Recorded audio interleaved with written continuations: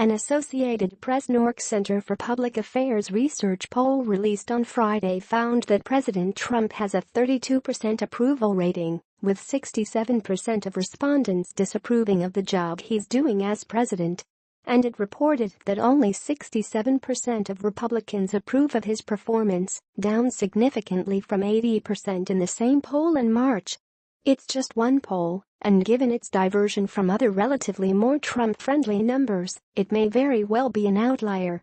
But a slight in Republican approval could spell big trouble for Trump, who has maintained popularity among his GOP base even as he alienates most of the rest of the country. Other polls have shown Republican approval in the high 80s, with a massive gap between Democratic and Republican approval that reflects our highly partisan times.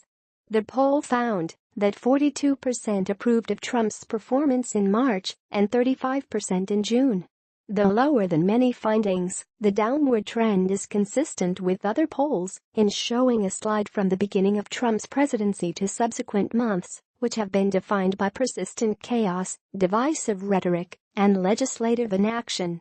Trump's approval rating has stuck to a fairly narrow range throughout most of his presidency, from the mid-40s at the outset to the high 30s now, with very high approval ratings from Republicans keeping his low numbers from falling into last year of George W. Bush's presidency territory. 538 has his current average approval rating at 38.2%, while Gallup shows it at 39%. He is by far the least popular president at this point in a first term since modern polling began. In the AP NORC poll, just 19% of people say that Trump understands the needs and problems of people like them extremely or very well, 17% moderately well, and 64% not very well, or not at all.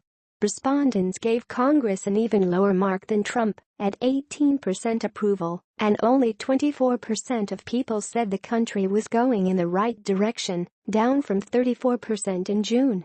The poll was conducted from September 28 to October 2 and included online and telephone interviews. It has a margin of error of 4.1%.